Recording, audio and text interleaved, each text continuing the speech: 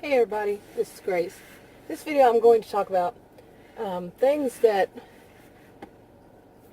came to mind because I got a new SUV. Like it's kind of like a trigger, or what is the word I'm looking for? Yeah. Flashbacks, yeah. Oh boy, wait, what a way to start it off a video. But anyway, I got a new SUV. Okay, three evenings ago, I should say. Picked it up, drove it, and some things started coming up before then, like, what's the term, catastrophizing, feeling like, that, and just some things that have happened in the past when something good would happen to me. Now, I've had a lot of good thoughts of this, of course, but this video is going to be about the bad. So don't think that I always look at everything in a negative light. I don't, because this is good for me. But in the past, anytime I got something good, not every time, I should not say every, I'm not an every and always person, or never, but in the past, yeah, the people who are in my life who are the ones that are more, well, actually, one of them was diagnosed with borderline personality disorder, with what, to me, histrionic expression, very histrionic and rather narcissistic. I've always said that a narcissistic, histrionic blend is what I tend to see. And I don't know about the other one. But two of them, at least, they would say something negative about something good that happened to me. I think some can understand that. And now, an example of that would be like in the past, well, not really in the past, but say like Adam bought him a new one 2.5 years ago, a new SUV, and as soon as I mentioned it, it was online. I mentioned it on a Facebook group where my family sees it, family, friends, people I went to high school with, some people I've known since then, met through college or wherever, and people were, giving a thumbs up and stuff like that. A lot of people do. They show their new automobile. I'm not much of a braggart type, although just stating this might sound like one. But really, I'm more that kind that just doesn't. And anyway, so that time I did, and that was, like I said, 2.5 years ago. And the first thing someone I know that would do that something like this said, "Well, I just bought me a new one." This time that person didn't say it, but other people that I would expect to at least say something. No, I actually wouldn't expect it, but some people would expect something like that. Yeah, I think that makes sense.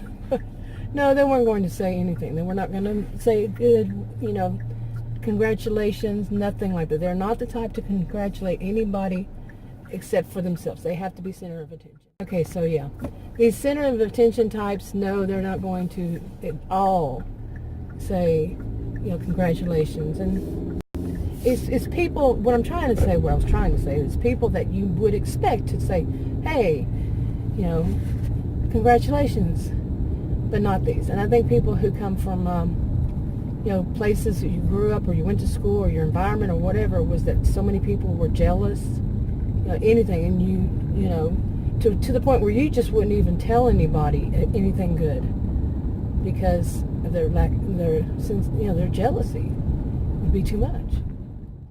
Okay, and the way I've seen it in the past was they want to put their touch of misery on something. They're going to say something, they're not going to congratulate you, but at some point they'll say something negative.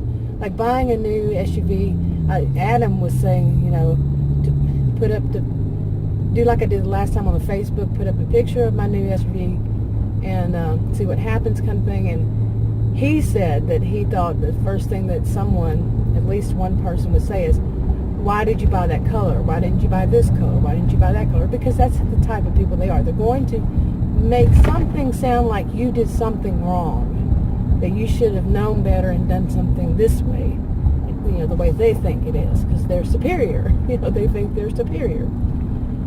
Yeah, or why didn't you buy a bigger model, or why didn't you buy a smaller one? Something they would say that to indicate that you are not thinking right, that only they do. They're going to take away from it, touch of misery on it. They're going to put the evil eye on it. Now, there are some people who would say, oh, you're just being paranoid. Now, here's the thing. If you have seen in your life certain people do something a certain way like this, they put their touch of misery on it, anything along the lines I've just mentioned, and you've seen them do that your whole life, it's not that you're, paranoid. It's that you're not delusional. You're not thinking that they're suddenly going to see the light and change and think that that they're going to change their whole personality, their whole person, into what is normal or what is healthy or what is not abusive. You're just not that delusional. You just don't think that, oh, magically it's going to happen. You're wise like that. But some people will say, because, a lot of people, especially if it's family, they'll say, well, they'll make comments to where you're looking at it wrong. And these are family members. You should always, no, you shouldn't always. If they're abusive, they're abusive. Plain and simple, they're abusive. And, yeah, you get what I'm saying. No matter what they say, that type of person, they're flying monkeys, as you could say. They'll say, well, they're only looking after you. They're only thinking about you. No, they're not only. They're only thinking about themselves. You see? Some people won't see it that way. Even if they're not flying monkeys, even if it's a total stranger. I've actually seen that online. Where total strangers telling somebody, that, oh, it's family, so you have to forgive them, and they're only looking out for your best interest. Not all families do that. And some people might be quite shocked when they realize not all their family's members will do that either.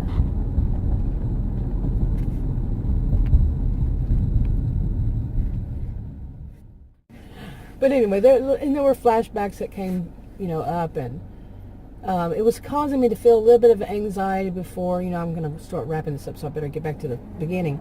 But, yeah, I had a little anxiety that something was going to go wrong, because in the past, this type of person, if they were in my life, they're not in my life, but if they were, like, face-to-face there, they would ensure something goes wrong. Even, like if it's going to pick it up and they're going to make sure you get there late. Whatever it is, they would try to find a problem, make a problem. Yeah, all along. Okay, and also, like I said, I am seeing things good because, as some of you know, I was calling this area that I live in Narcissismville. It has a reputation that I didn't give it. When I first heard of the place, it had a reputation, but that was the whole suburb of being where people have a high sense of entitlement and so on, narcissistic. And it's true, but not the whole, but it's true to some extent. And before I got this new SUV, my other automobiles, I didn't trust driving too far. So I felt really isolated. I was stuck just driving around this area.